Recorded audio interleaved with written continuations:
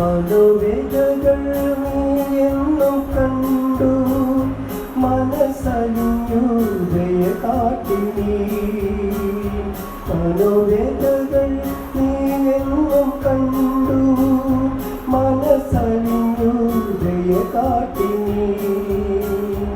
ഇരുളേറും പാതയിലെല്ലാം ഇതുവരെയും താങ്ങിയല്ലോ.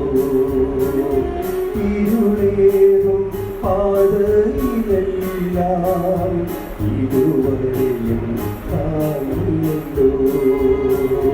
വന്ന വഴികൾ ഒന്നോർത്തിടുമ്പോൾ ഇന്നയോളം നടത്തിയ നാഥാ നന്ദിയല്ലാതില്ലൊന്നുമില്ല എന്നും കരഞ്ഞിൽ വഹിച്ചവനേ. നന്ദിയല്ലാതില്ലൊന്നുമില്ല എന്നും കരഞ്ഞിൽ വഹിച്ചവനേ. ദൈവനാമത്തിന് മഹത്വമുണ്ടാകട്ടെ. ഇന്നത്തെ പ്രഭാത ധ്യാനത്തിനായി 50-ാം സങ്കീർത്തനം 2-ാം വാക്യം. സൗന്ദര്യത്തിൻ്റെ പൂർണ്ണതയായ സിയോനിൽ നിന്ന് ദൈവം പ്രകാശിക്കുന്നു. ഇന്നത്തെ സങ്കീർത്തനത്തിൽ ദൈവത്തിൻ്റെ മഹത്വവും നീതിയും വെളിപ്പെടുന്നു. സിയോൻ ദൈവസാന്നിധ്യത്തിൻ്റെ പ്രതീകമാണ്. ദൈവം അവിടെ നിന്ന് പ്രകാശിക്കുന്നു എന്നത് അവൻ്റെ മഹത്വം ലോകത്തിനാകെ പ്രകടമാകുന്നു എന്ന സന്ദേശമാണ് നൽകുന്നത്. ദൈവം മഹത്വത്തിൻ്റെ ഉറവിടമാണ്. സൗന്ദര്യത്തിൻ്റെ പൂർണ്ണത എന്ന വാക്കുകൾ ദൈവത്തിൻ്റെ വിശുദ്ധിയും മഹത്വവും സൂചിപ്പിക്കുന്നു. ലോകം നൽകുന്ന സൗന്ദര്യം താൽക്കാലികമാണ്, എന്നാൽ ദൈവത്തിൻ്റെ മഹത്വം നിത്യമാണ്. മനുഷ്യൻ്റെ ജീവിതം ദൈവസാന്നിധ്യം കൊണ്ടാണ് മനോഹരമാകുന്നത്. ദൈവം ഉള്ളിടത്ത് സമാധാനവും പ്രത്യാശയും ഉണ്ടാകും. ദൈവത്തിൻ്റെ പ്രകാശം ഇരുട്ടിനെ നീക്കുന്നു.